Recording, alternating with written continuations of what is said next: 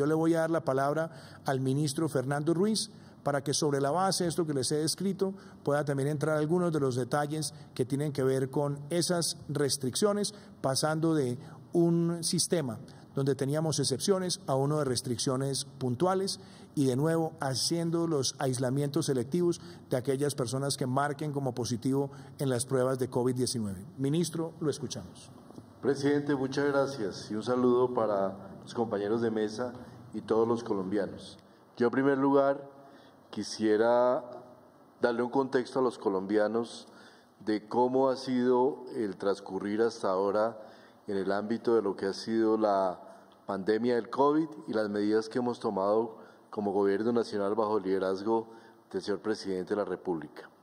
Quiero recordar que al momento completamos 121 días desde que tuvimos el primer caso de COVID-19, que durante 152 días hemos mantenido una estrategia de aislamiento preventivo con diferentes connotaciones. Primero, 30 días de cuarentena estricta, en los cuales los colombianos cerramos prácticamente toda nuestra estructura social, nuestra economía y quedamos en nuestras casas tratando de hacer toda esta fase de contención para evitar en lo más posible la afectación del virus a las familias colombianas. Posteriormente empezamos una etapa, la segunda etapa que llevamos de cuarentena o aislamiento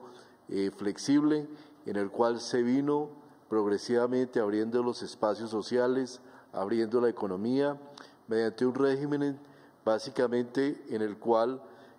se generaban pilotos para abrir diferentes actividades sociales, económicas y demás, en un trabajo muy mancomunado con los alcaldes, y ese lo llamamos aislamiento flexible, es la segunda etapa. Lo que nos marcaba el inicio de una tercera etapa, que es la cual estamos entrando y anuncia el presidente, es el hecho de haber llegado de alguna manera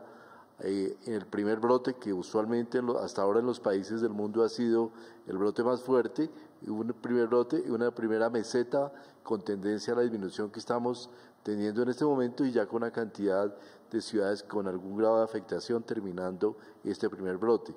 En ese momento entraría inmediatamente en una tercera etapa según la estrategia planteada, que es el aislamiento selectivo con un esfuerzo individual. Esto quiere decir, como lo dice el presidente, ya no aislar tanto las personas por el hecho de sus condiciones de riesgo ni por demás condiciones, sino aislar a las personas por ser sospechosos o contactos de tener COVID. Y eso plantea la implementación del programa PRAS, la implementación de un rastreo y de un aislamiento selectivo de aquellos que tengan síntomas respiratorios, pero permitiendo una mucha mayor movilidad de las demás personas que están en ese momento, que estén en ese momento libres de la afectación por COVID o de la sospecha por afectación del COVID. Una vez estemos cercanos dentro de esta tercera etapa, que ha llegado un momento en el que tengamos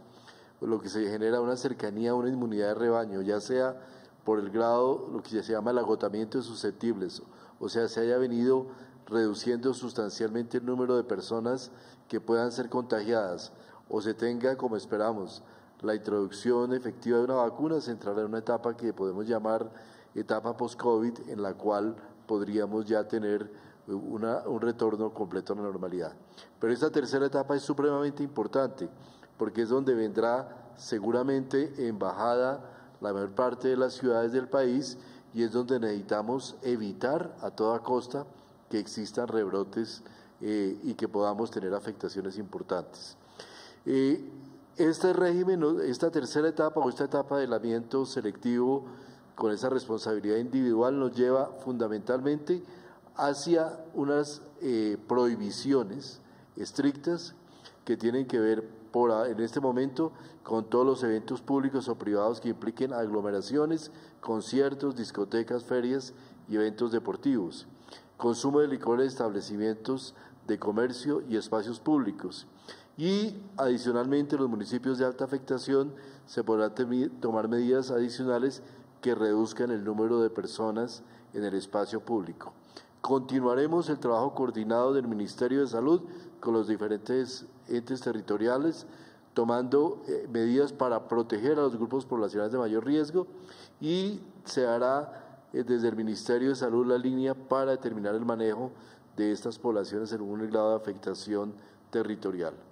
Obviamente, en las ciudades de alta afectación continuaremos con procesos de apertura y siempre en la opción de que en el caso de existir algún rebrote deberemos tomar algún tipo de medidas más estrictas para mantener y contener la progresión de la epidemia, pero siempre confiando en, como lo hemos hecho hasta ahora, de haber desarrollado una capacidad en los territorios para contener, para hacer bloqueos territoriales, para contener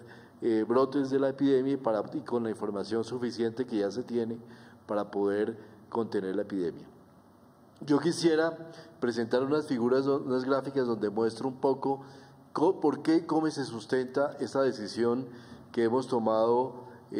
bajo la dirección del presidente de la República. Esta gráfica nos muestra las muertes, que desafortunadamente con todo el dolor del alma los tenemos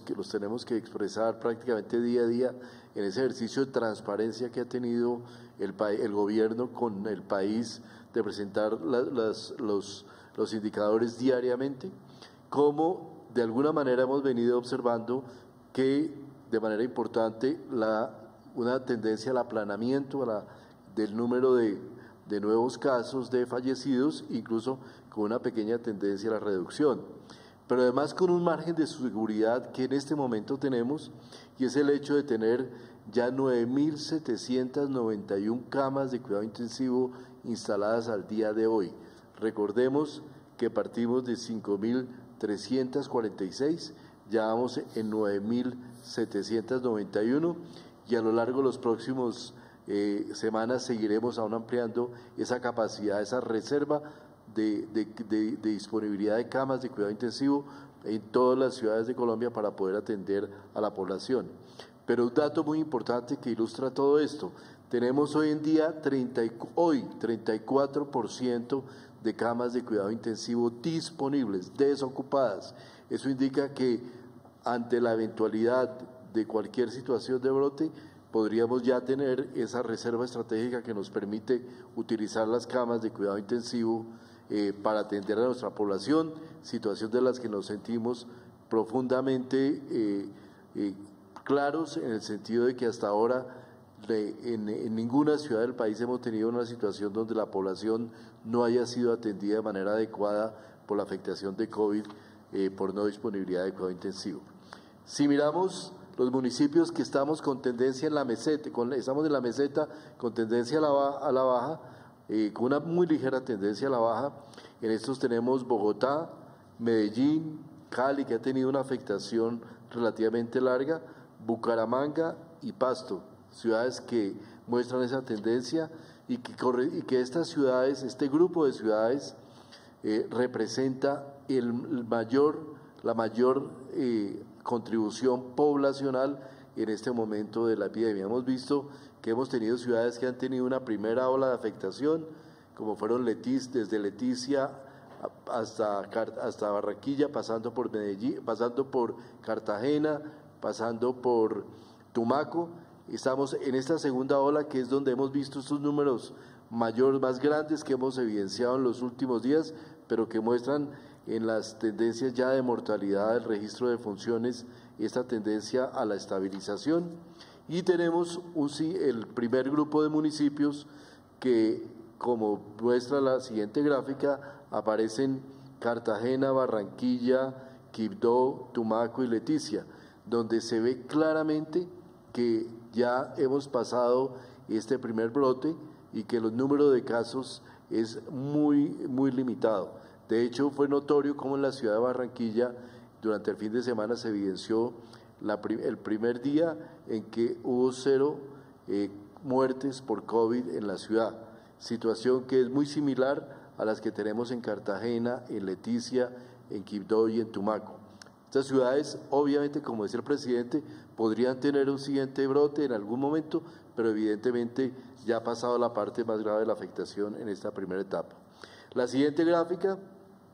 muestra municipios estables con afectación moderada que se han mantenido relativamente estables a lo largo del tiempo. Están Santa Marta, Popayán, Villavicencio, Sincelejo y Valledupar. Son municipios que han tenido una afectación limitada realmente, no han tenido un impacto muy grande, pero se han mantenido a lo largo del tiempo y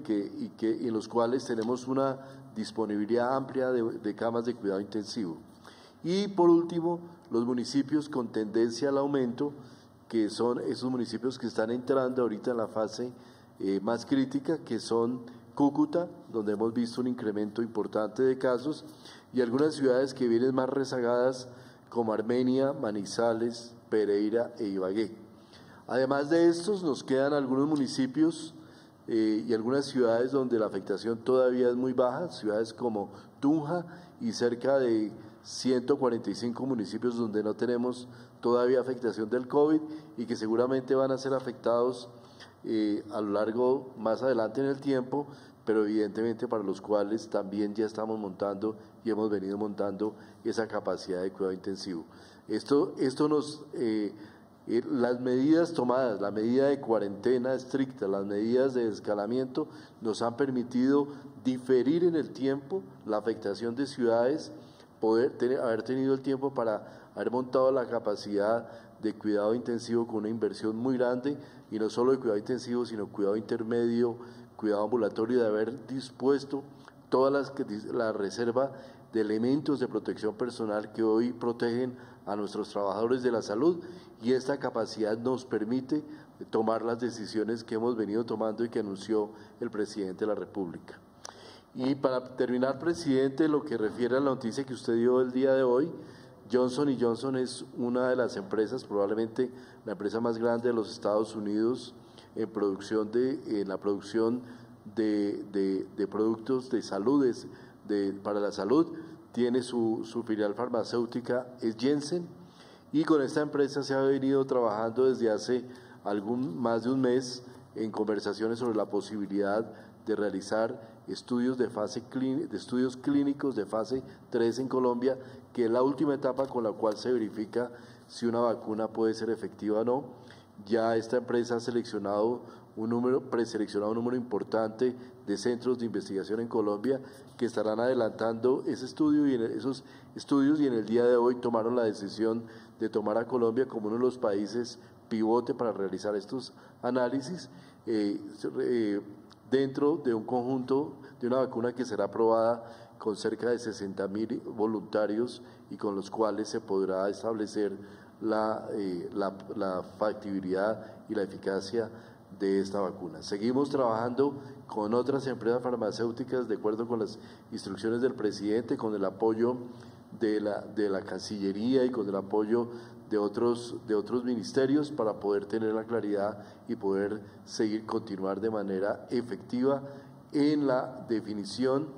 de posibilidades para el país, de estudios clínicos, de acceso a la vacuna, de mecanismos tanto en los mecanismos multilaterales como el COVAX, como en los mecanismos bilaterales de negociación, y también dentro de ese marco que nos plantea la coalición privada, público-privada, con la que hemos venido trabajando para poder generar la posibilidad de hacer apuestas estratégicas que permitan al país tener la tranquilidad de tener la disponibilidad de la vacuna en un plazo muy breve.